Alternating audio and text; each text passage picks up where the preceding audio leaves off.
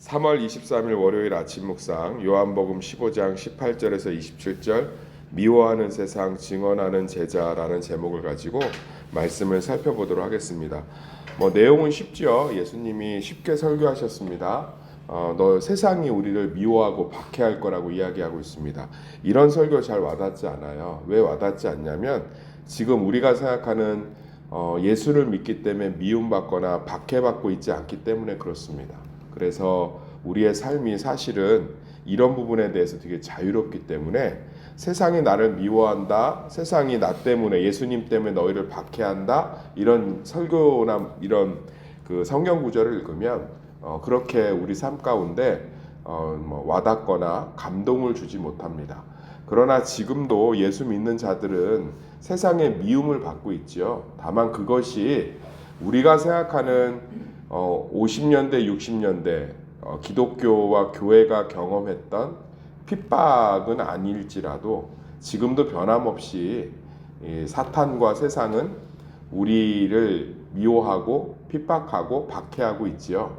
모양과 형태와 방법이 굉장히 교묘해졌지요. 저는 이 마귀나 세상도 사람을 다루는 것들이 누적될수록 그들 안에도 악한 지혜들이 있어서 사람들을 다루는 방법들이 달라진다고 생각합니다.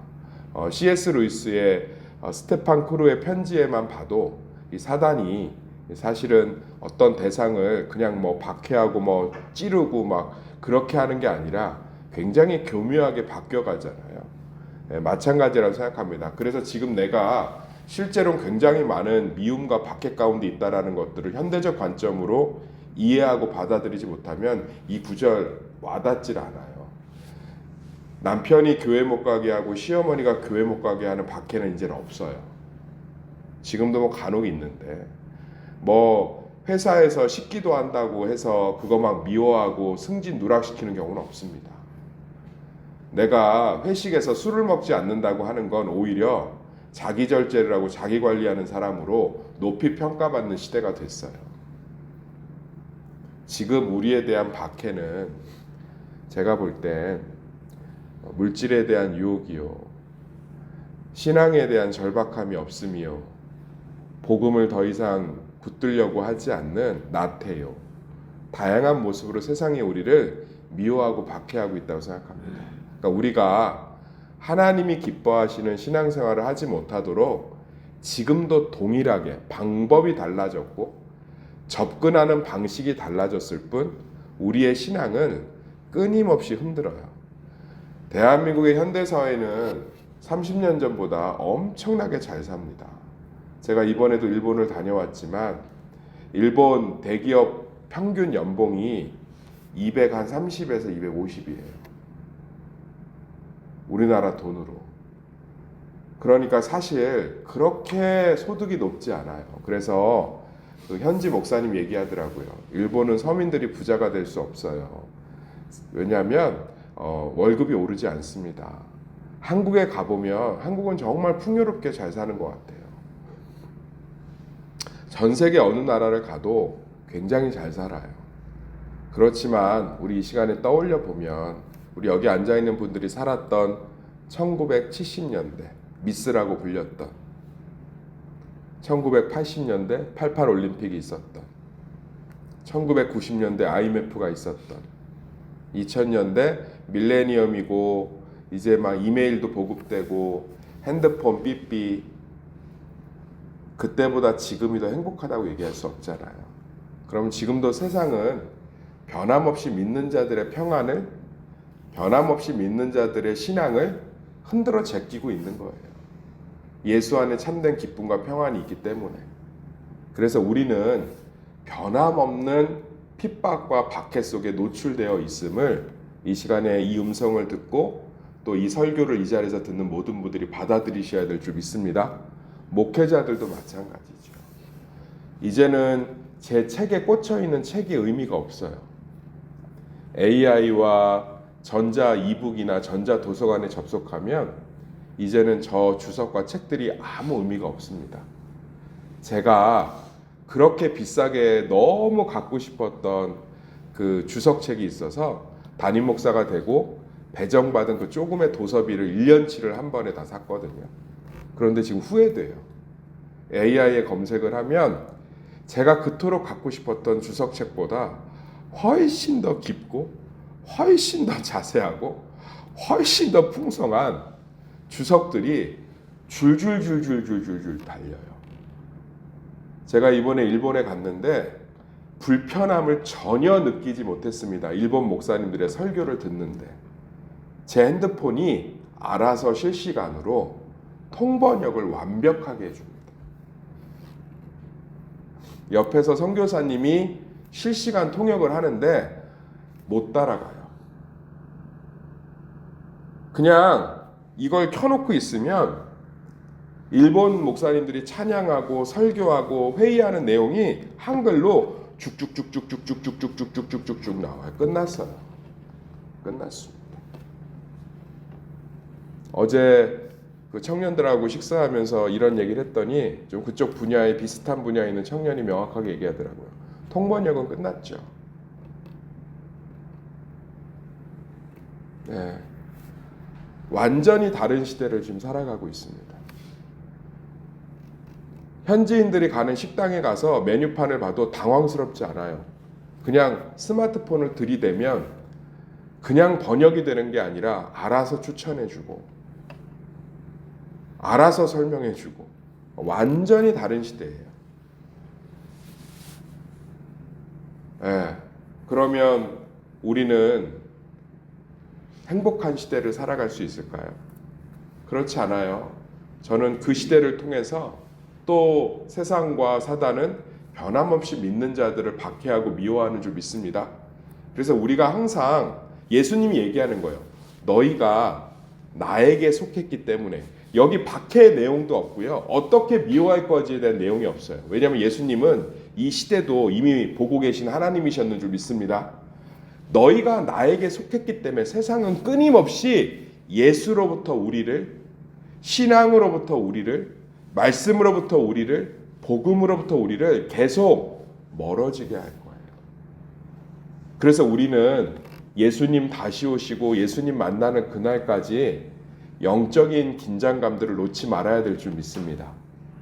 날마다 말씀과 기도 가운데 거하면서 우리의 영적인 신앙을 지켜내서 세상이 절대로 줄 수 없는 예수의 복음 안에 십자가 안에 있는 참된 기쁨과 평안을 지켜내야 되는, 자기 가족들이 사자밥이 되고 자기 가족들이 십자가에 달려 죽고 자기 가족들이 핍박을 당하는 로마 시대와 동일한 시대에 믿는 자들은, 그러니까 써 있잖아요. 예수님이 뭐라고 그러냐면 세상이 너희를 미워하는 이유가, 19절 읽어볼까요? 19절 시작. 너희가 세상에 속하였으면 세상이 자기의 것을 사랑할 것이나 너희는 세상에 속한 자가 아니요 도리어 내가 너희를 세상에서 택하였기 때문에 세상이 너희를 미워하느니라. 조건이 있어요, 없어요? 없어요. 어떻게 미워하고 박해할지 하는 내용이 있어요, 없어요? 없어요. 그냥 딱 하나예요. 내가 너희를 택했기 때문에 세상은 너희를 나로부터 멀어지게 하고 미움받게 하고 끊임없이 신앙과 복음에 관심 없게 하는데 올인할 거야. 그래서 우리 믿음을 지켜내시기를 소망합니다. 예, 그래서 그런 목사님 믿음은 지킬 만한 충분한 가치가 있나요? 당연하죠. 예수 안에 참 평안이 있는 줄 믿습니다. 다시 설명해 드릴게요. 1970년대보다 2026년이 더 행복한 시대를 살고 있습니까? 그렇지 않다니까. 그렇지 않아요. 핸드폰만 들고 다니면 이태리를 가든 홍콩을 가든 저 아프리카를 가든 이제 사는 거, 대화하는 거, 여행하는 게 아무 방해가 없는 시대를 살고 있지만 우리의 두려움과 염려가 사라졌습니까?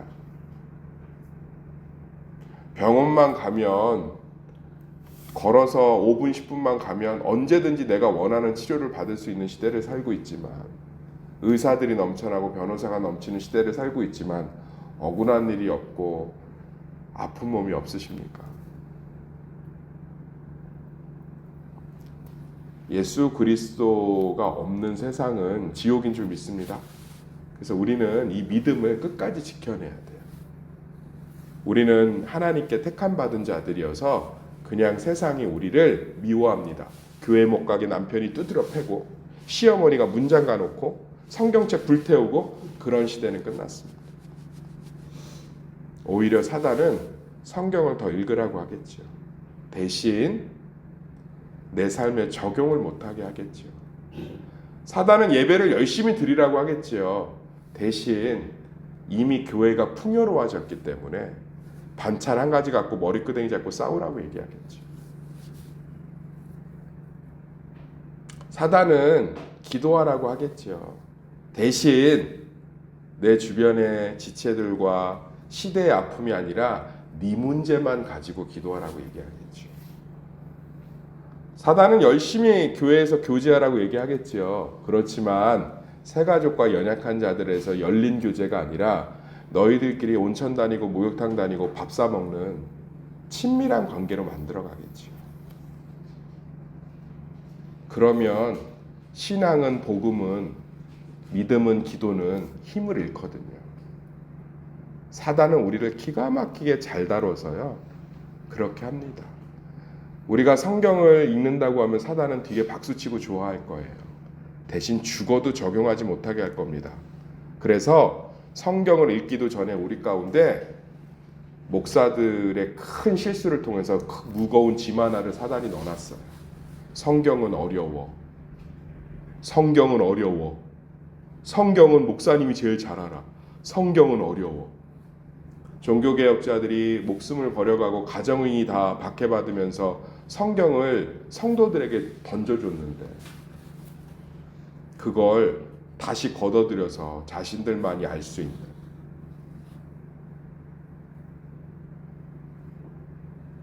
우리가 기도하고 예배한다면 사단이 박수치고 좋아해요.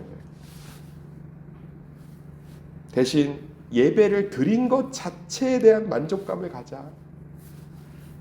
그 예배를 통해서 하나님과 인격적인 교제를 하고 내 문제를 온전히 내려놓고 그분의 자유를 경험하고, 이게 아니라 예배 순서, 예배를 드렸다는 행위, 예배가 끝나면 밀려오는 그 카타르시스 희열, 아 내가 예배 다 드렸다, 거기에 집중하게 하겠죠. 죽을 때까지 모든 기도는 네 자식과 네 문제만 갖고 기도해? 그럼 영원히 우리는 기도에 대한 기대감 없이 살 수 있거든요. 그렇게 우리는 지금도 미움받고 박해받고 있습니다. 그런데 그럴 때마다 우리에겐 소망이 있습니다. 이 박해를 견뎌낼 수 없어요. 얼마나 유혹이 강력한데요. 얼마나 핍박이 거센데요. 남편이 두드려 패며 교회 가지 못하게 해도 문화와 여유와 재미와 풍요가 우리를 두드려 패면서 예수에게 다가가지 못하게 하는 거 감당할 수 없습니다. 그래서 예수님이 또 하나의 안전장치를 주셨습니다. 그게 바로 26절, 27절이지요. 한번 읽어볼까요? 26절, 27절 시작. 내가 아버지께로부터 너희에게 보낼 보혜사 곧 아버지께로부터 나오시는 진리의 성령이 오실 때에 그가 나를 증언하실 것이요 너희도 처음부터 나와 함께 있었으므로 증언하느니라. 성령이 우리를 지키시고 보호한다는 뜻이래요. 여기서 증언한다는 건 이런 거예요. 성령이 뭘 증언한다 이게 아니라 법정에서 우리가 핍박을 받는 거예요. 상상을 해보면 억울하게 이 사람이 내 지갑 훔쳤습니다. 그랬더니 성령이라는 사람이 오셔서 증언하는 거예요. 내가 봤는데 내가 CCTV를 지금 보여드릴게요. 이 사람이 훔치지 않았습니다. 그러니까 보호한다는 뜻이, 증언한다. 우리의 어떤 핍박 속에서 성령이 우리를 지키신대. 말할 수 없는 탄식으로 중보하시기도 하고 진리를 깨닫게 하시기도 하고 성령께서 우리를 인도하시기도 하고 자신의 권능과 신비로운 방법들로 우리를 지키시고 보호하신답니다. 성령에 민감해지시기를 소망합니다. 제가 요즘 헨리 나우엔의 분별력이라는 책을 읽고 있는데 은혜를 좀 많이 받고 있어요. 하루에 5분 10분이라도 내 모든 것들을 내려놓고 예수로 말미암아 나와 함께 동행하는 성령께 귀 기울여 보세요. 저도 지금 그걸 하고 있는데 참 좋아요. 그냥 모든 것들을 진공 상태로 만들고 그냥 잠시지만 나와 함께하는 성령과 믿음 안에서 교제를 합니다. 그러면 그분이 제게 주시는 은혜와 사랑, 그분이 제게 말씀하고 싶고 또 저를 인도하시는 그 놀라운 그 하나님의 그 중보와 저를 단단히 하심을, 강건케 하심을 제가 경험할 수 있어요. 성령은 지금도 우리를 지키시고 보호하시는 줄 믿습니다. 그래서 바쁘고 풍요롭고 분주하고 넘치는 빠르고 정확한 이 시대 속에서 그것들이 어떻게 박해의 모습으로, 미움의 모습으로 나타날지는 예측조차 불가능한 그런 엄청난 변혁의 시대를 살아가고 있지만 그 안에 우리의 신앙과 믿음을 성령님과 함께 잘 지켜서 예수 오실 때 칭찬받고 이 땅에서 믿음의 열매를 풍성히 누리는 우리 성도들이 되시기를 예수의 이름으로 진심으로 축원합니다.